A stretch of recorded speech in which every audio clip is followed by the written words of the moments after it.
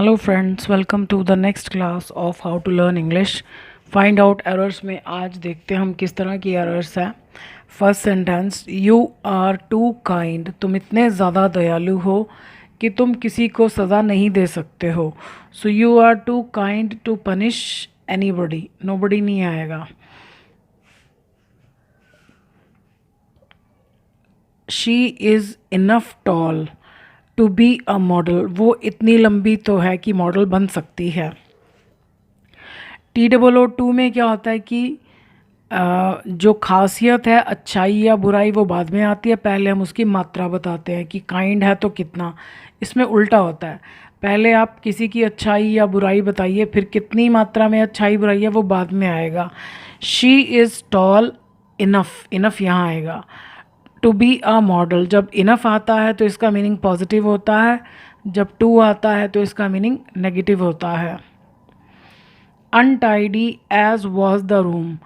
As जो है वो किसी फैक्ट को इंट्रोड्यूस कराने के लिए यूज़ किया जाता है, यानी जब हम किसी तथ्य की शुरुआत करते हैं, जैसे हम कहते हैं जैसा कि संडे का दिन था, as it was a Sunday. तो एज के बाद जो सेंटेंस है वो क्वेश्चन की फॉर्म में नहीं होना चाहिए। Untidy as the room was, गंदा तो वो था ही। ये सेंटेंसेस ये बताते हैं कि कोई चीज़ में ये गुण या दोष तो पहले से ही था, तो इसलिए ये काम इजीली हो गया। So untidy as the room was. The children fearlessly scattered their toys. तो बच्चों ने बड़े निडरता से अपने खिलौने वहाँ बिखेर दिए, यानी इनको डर नहीं लगा। क्यों? क्योंकि कमरा पहले से ही गंदा था। The serious a patient is the more he needs the care. इसमें दोनों तरफ कंपैरेटिव डिग्री आती है और दोनों तरफ द से शुरुआत की जाती है। हालांकि नॉर्मल केसेस में कंपैरेटिव डिग्री में द नहीं आता, लेकिन इस तरह के सेंटेंसेस में आता है। The more serious, comparative degree use करनी है।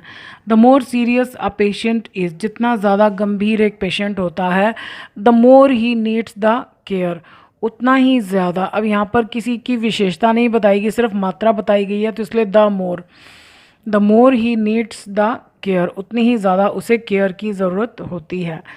The poorest man does not want to be insulted. सबसे गरीब आदमी भी अपमानित होना नहीं चाहता है। इन सेंटेंसेस में सबसे पहले इवन आएगा, क्योंकि ये विरोधाभास वाले सेंटेंसेस हैं। यानी एक तरफ हम कह रहे हैं गरीब आदमी, और कुछ लोग मानते हैं गरीब आदमियों की कोई रिस्पेक्ट तो होती नहीं है।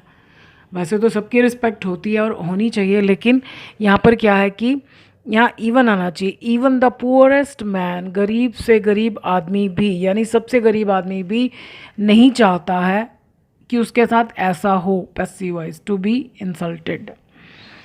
If she will sign all the papers, if clause में विल शैल नहीं आता, सिंपल प्रेजेंट टेंस, ये कंडीशनल टाइप फर्स्ट है। If she signs all the papers, अगर वो सारे पेपर पर साइन करेगी, हम हिंदी में बोलते हैं करेगी, लेकिन हमको ये विल नहीं लगाना। आप चाहें तो कंडीशनल्स की वीडियोस देख लीजिए, तो आपको कंडीशनल्स क्लियर हो जाएंगे। So if she signs all the papers, it will take much time, तो बहुत देर लग जाएगी। अगर वो सारे पेपर साइन करेगी तो यहाँ विल नहीं आना चाहिए। If she science S. So dull, इतना डल था कलर, तो ये जैसा आप हिंदी में बोल रहे हैं वैसे ही लिखना है, इतना डल था कलर। सो डल ये क्वेश्चन की फॉर्म में। Was the colour that the dress can not be called a killer, अब ये पास्ट है, ये भी पास्ट होना चाहिए। Could not be called a killer, तो उस ड्रेस को किलर नहीं कहा जा सकता। किलर ये ना, जैसे बहुत ज़्यादा, जैसे किसी को हैरान कर देने वाली। So this dress could not be called a killer, अच्छी सेंस में, मतलब उसको किलर नहीं कहा जा सकता, बड़ी अच्छी ड्रेस नहीं कहा जा सकता।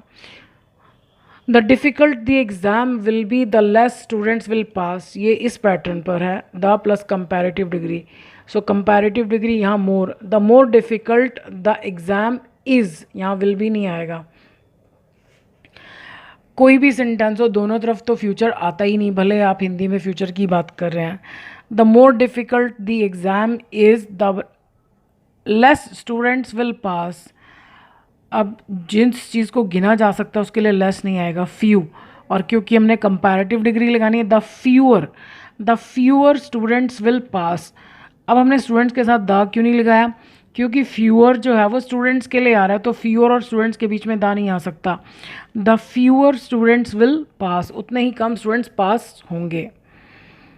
But for the poor result, but for हमेशा पास्ट की बात करता है और कहता है कि अगर ये चीज़ ना होती, कंडीशनल टाइप थर्ड, अगर परिणाम खराब नहीं होता, अगर रिजल्ट खराब नहीं होता, तो अगर हम पास्ट में ही कहते हैं कि क्या हुआ होता नहीं हुआ होता, तो would have, the teacher would have got a award, an award, तो टीचर को एक अवार्ड मिला होता पास्ट में। तो यहाँ पर एन आना चाहिए, an award. The bill was enough heavy to panic him, अभी हमने ऊपर सीखा पहले अच्छाई या बुराई, इनफ बाद में। The bill was heavy enough to panic him, panic means घबराहट पैदा करना, डरा देना, तो बिल इतना मोटा तो था कि उसे घबराहट पैदा कर दे। The more strict a teacher is the more the discipline is, जितना ज़्यादा स्ट्रिक्ट एक टीचर होता है, the more the discipline is, उतना ही ज़्यादा डिसिप्लिन होता है। तो इसमें कोई एरर नहीं है। अब इसमें द क्यों लगाया, क्योंकि यहाँ पर एडजेक्टिव केवल ये है, मात्रा बता रहा है, द मोर, तो उसके बाद सब्जेक्ट आ रहा है, सब्जेक्ट के साथ द आएगा ही। The more the discipline is. The richest man can not buy everything, यहाँ इवन आना चाहिए कि सबसे अमीर आदमी, यानी अमीर से अमीर आदमी भी सब कुछ नहीं खरीद सकता है। So even the richest man can not buy everything.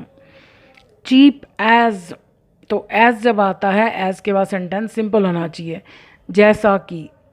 Cheap as the remark was यहाँ आना चाहिए, मतलब वो रिमार्क, वो टिप्पणी चीप तो थी ही, many people objected to it, on it हम हिंदी में कहते हैं, बहुत सारे लोगों ने उस पर एतराज़ किया, लेकिन ऑब्जेक्ट के बाद हमेशा टू प्रेपोजिशन आती है, so many people objected to it. But for the poor salary, ये हमने अभी ऊपर किया, अगर सैलरी पुअर ना होती, थोड़ी ना होती, she would continue her job, she would have continued her job, ये हमने ऊपर किया था। So she would have continued her job, उसने अपना जॉब जारी रखा होता। He would have not failed but for the carelessness of the teacher, but for the carelessness ये हमने यहाँ करा, यानी अगर ये चीज़ नहीं होती, तो अगर टीचर की केयरलेसनेस नहीं होती, बट फॉर हम स्टार्टिंग में भी लिख सकते हैं और बाद में भी लिख सकते हैं।